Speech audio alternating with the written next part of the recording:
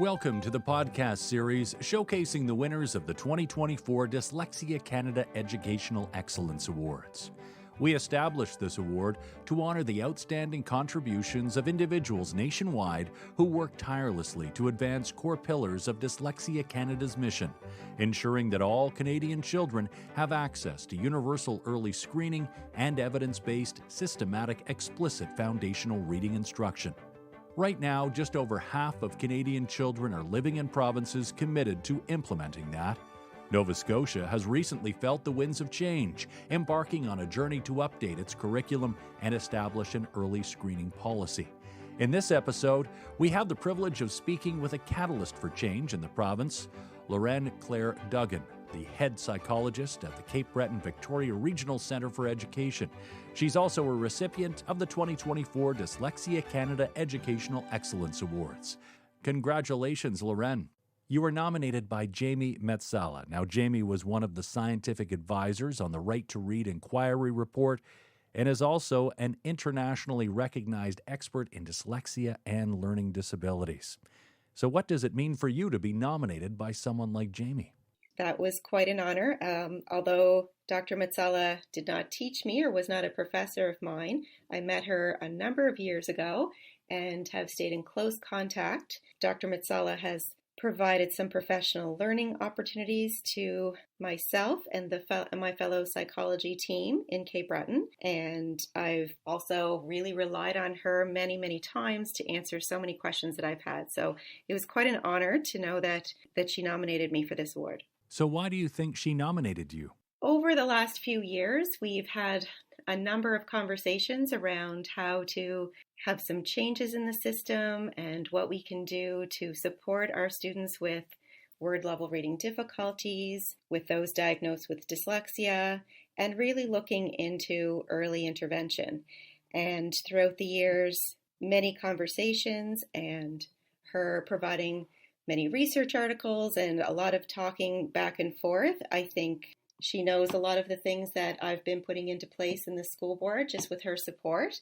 So she seems pretty aware of what's been happening down here with all of her help. Can you provide some insight into your daily responsibilities as the head psychologist at the Cape Breton-Victoria Regional Centre for Education, with particular focus on the various fronts that you engage with? As the head psychologist, I have a team of 12 psychologists that I work with, and I have a really strong team. We connect, we meet, we work together to provide professional learning for other teachers. We also have our own professional learning we engage in. I also continue to have my own circuit of schools where I work directly with students with academic challenges, social, emotional, behavior, mental health. Can you tell us how you're working with teachers who are actively involved in intervention roles with students? Back a number of years ago, myself and the school psychology team were looking at implementing some more Tier 1 practices into the education system. We often have a number of students referred to us with reading challenges that we see a little later in elementary, and looking into the early years of primary and grade 1, grade 2, we were looking for some ways to support teachers in providing evidence-based practices into their classroom. Dr. Metsala actually spoke to us and worked with us as a psychology team in, I think it was 2018. And from that time forward, we were able to start implementing some whole class instruction in phonological awareness with our primary students. And that was a collaborative effort between student services and programs here in the region. So it was really nice to have something consistent offered to our primary students across our region. For our intervention for Tier 2, we do have a number of students that are struggling in this area. So a lot of our work as psychologists are also gathering data, doing screeners, helping to analyze that data, and depending on where classrooms fall with challenges, if there's a large number of students that are having difficulties in that area, our interventionists or our resource teachers have been able to provide whole class intervention at times in our early elementary grades. And that started happening a few years ago. And that really allowed for some professional development for our classroom teachers, with our interventionists and teachers working side by side, delivering whole class instruction with phonemic awareness and phonics to our students, which really helped to increase those foundational reading skills with our young learners. And following that, we also have our interventionists that work in Tier 2 in small groups. And so there's been various conversations and supports around evidence-based interventions that will support our young readers and actually right through the grades up from primary to 12. So as psychologists, we do work closely with our resource teachers in assessment and analyzing data and making decisions around intervention, supports, and accommodations.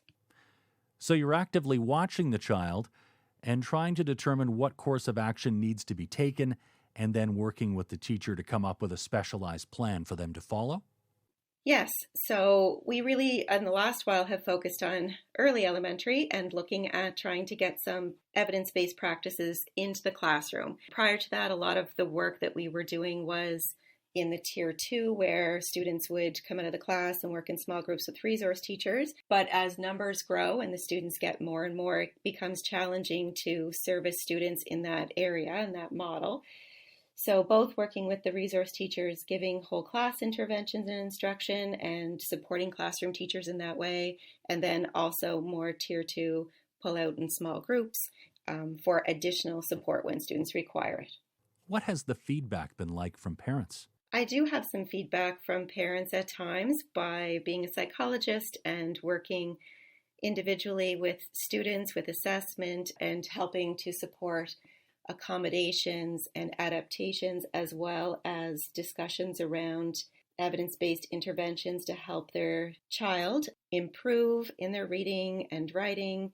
And so it's always nice when you get to see these parents years later and can hear the positive stories around where the diagnosis that you made early on and the interventions that were put into place have really helped their child to be able to improve in many areas, which then affects their self-esteem and their confidence and their ability to go on and be successful. It's just so important and so tied to virtually everything else in life. So those parents must be pleased to see some progress on that. And they must be excited to see this type of education in schools now that maybe wasn't happening before. Yes, we've gotten a lot of positive feedback from teachers, from parents, noticing some really positive changes in our students in early elementary, starting off their education career and really building a lot of confidence with their reading, which is really nice to hear. Nice to hear feedback from all of the educators as well as families. And probably also to know that what you're doing seems to be on the right track, because ultimately, when a lot of these programs begin, they start at experimental stages, right?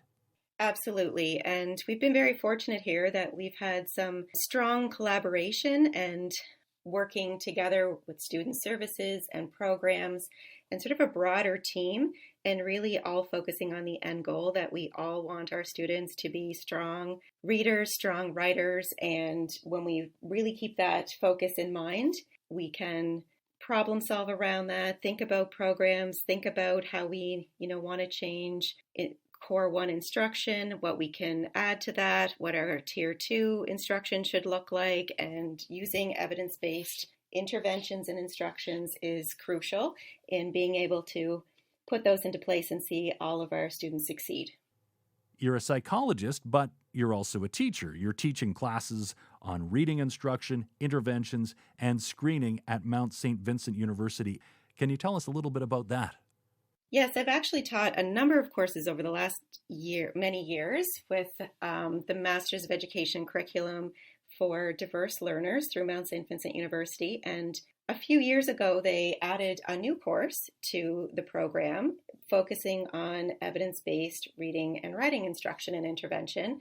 And I was able to teach that course, and I absolutely love sharing the research and practices and talking about early reading skills, both for instruction, whole class, and moving into intervention and screening and assessment to the students in the class who are also teachers in our region. So it allows a really nice connection there, and being able to work with our teachers to provide that information while they're taking their masters has been excellent. As a strong advocate for screening, can you share with us a little bit about your experience in using effective reading screeners to support teachers, principals, and regional centers in understanding students' classroom needs? Sure. Myself and the other psychologists have started doing some screening a number of years ago. It was a slow start in a few schools at a time, but when multi-tiered systems of supports started in Nova Scotia in 2019, it really allowed and lended itself to being able to screen our students and really look at what students may require additional intervention and support to be able to close the gaps and to read at benchmark levels. So we did start screening a number of early elementary students, and that has really grown in a number of our schools, and with a lot of our psychologists supporting and leading that work in screening. So being able to have our psychologists administer screening, and then also being able to analyze that data with our school teams and reviewing which students might need additional support and how might that look, has been very beneficial. So as that increases, I hope to see more screening in all of our schools and also across Nova Scotia. Do you think what is happening in your schools is going to help make that happen? I think that there's lots of great connections across the province with psychologists having conversations, also speech-language pathologists, other members of student services, of literacy coaches, mentors, resource teachers. And I think that open collaboration across the province has really allowed for growth in this area and sharing of information and learning from each other. So I think that continued collaboration and support can help all of our regions in Nova Scotia move to some screening, early screening and identification, and putting in place evidence-based intervention and practices, also strengthening our Tier 1 and core instruction in early elementary and building our foundational skills. So that collaboration and open communication, I think, will really be important. Nova Scotia has announced that things will be aligning more closely with the recommendations in the Ontario Right to Read report. How do you feel about that development? I think the Ontario Right to Read report was sort of a turning point in our education system, seeing what happened there and the information that came out of that report, and seeing not only Ontario but other provinces making some shifts and starting to follow. I see that Nova Scotia also coming online with that is very important. It was really something to have Dr. Jamie Metsala be one of the advisors on that report, and her being here right in Nova Scotia is amazing to have her expertise and experience to lend this work and to help improve all of these areas for our young learners to be able to have best practices and evidence-based instruction and intervention in the classrooms and in our schools. So what's important for teachers, no matter what region they're in, as they approach trying to put some of what you're talking about into practice? I think we've seen here that we've had our strong collaboration and working together has really made quite a difference. So in order to get some of our new, maybe some newer practices or interventions, programs into our classrooms and into the hands of teachers, we really felt the need to support our classroom teachers with that. And we were able to pair our resource teachers and interventionists to work alongside our classroom teachers to provide modeling and coaching and allow them to feel supported in that transition and being able to take these programs and themselves feel comfortable delivering it to their students. So I think the collaboration between all of those members in schools is really important. We see our psychologists, our speech language pathologists, our resource teachers, our coaches, mentors, our coordinators. Everybody is really focused on coming together with the same goal. And I think that having that common and similar message being out there and supporting teachers when they have questions is really able to see these really work and see teachers feeling comfortable and confident in their delivery and being able to support our students. Lauren, it sounds like you've got some really exciting things happening in your region, and I'm sure the children and the school board are benefiting as a result. So congratulations again on your award. Thank you very much. We're all very excited about the positive changes that are happening and will continue to happen over the next couple of years, and to have evidence-based practices and early screening and identification and intervention in our province and in the larger system is going to benefit our students. So thank you very much for that. Thanks for listening to this episode of the series showcasing the winners of the 2024 Dyslexia Canada Educational Excellence Awards. To learn more about this year's winners, visit dyslexiacanada.org, where you can read a blog about each of them. Now stay tuned for our next episode.